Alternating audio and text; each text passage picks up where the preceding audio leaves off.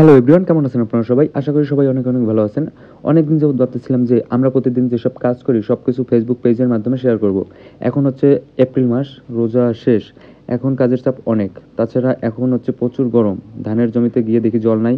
তার জন্য আমি আর আমার জামাই দুইজনে মিলে চলে আসলাম মেশিন দিয়ে জল দেবো। প্রথম গুল্লায় স্টার্ট না ওঠানোর বিদায় জামাই এয়ার কুলারে 1 ফুট তেল দিয়ে পরবর্তীতে স্টার দিছে, তারপরে স্টার উঠছে। জামাইয়ের আবার এই বিষয়ে অনেক দক্ষ ক্ষমতা আছে। তেলের চাবি জামাইয়ের অতিরিক্ত বেশি টানার কারণে পাইপে প্যাঁচ পইরা লোড নিয়ে সামনে পর্যন্ত আইসা ফাইটে গেছে। জামাই ওইটার আবার খসাই টসাইয়া আর একটা এক্সট্রা পাইপ ছিল, এক্সট্রা পাইপটা ভরছে ওইটার ভিতরে। আমার বলছে ধর, এক্সট্রা পাইপটা ভরা টরার পর আমি ওনাকে বলছি এবার স্টারটা আমি দিই। আমি এবার স্টার দেওয়ার জন্য তেলের যে চাবিটা আগে থেকেই দেখে নিয়েছি যে এটা কতদূর কি দেওয়ানো যাবে। তো আমি আর কি স্টার দিয়েই আর কি তেলের চাবিটা হাত দিয়ে ধরছি, ধরে আর কি ওটার ভাব মতো পজিশন হিসেবে কমাই দিচ্ছি। জামাই আবার কোথায় কোথায় যে ফুটাগুলো আছে সেই ফুটাগুলো বুঝাইতে মোটামুটি মেশিন দিয়ে জল ধানের ভিতরে যাইতেছে। তারপরে এক্সট্রা যে আমাদের যে তেল ছিল ওই তেলটা নিয়ে আমরা চলে আসছি আরেকটা মেশিনে। এই মেশিন এটা দিয়ে আর কি পাটের ভিতরে জল দেবো, ওটা দিয়েও যাইতেছে। মূলত এটা দিয়েও আমরা দিব। তার জন্য আমরা এটার আবার তেলের ট্যাঙ্ক নাই, তার কারণে জামাই আবার এক্সট্রা ব্র্যান্ড আছে, এক্সট্রা ব্র্যান্ড দিয়ে বোতল দিয়ে এই ট্যাঙ্ক বানাই নিছে।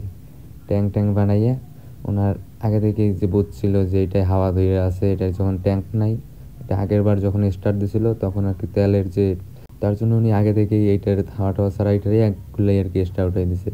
এটাও স্টার্ট দেওয়ার পর পাইপে দেখি এটাও কিছু কিছু ফুটা আছে। তো আমি দেখে সামনে দেখি একটা ফুটা, তো ওই ফুটাটাকে বুঝাই নিলাম। বুঝাই নেওয়ার পর এটা বুঝাইতে আমার অনেক সময় লাগছে, কারণ এটা আগেই দড়ি দিয়ে বাঁধা ছিল এখানে, কিন্তু যে স্টার্ট দেওয়ার পর এখন দেখি এটা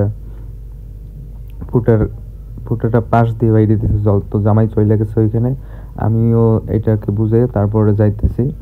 যাওয়াটার পর এখন ধানের বুইতেও একবারে এক মেশিন দিয়ে জল দিতেছে, আর ওইটা আর একটা ফিতা দিয়ে এটা পাটের ভিতরে জল দিতেছি আমরা।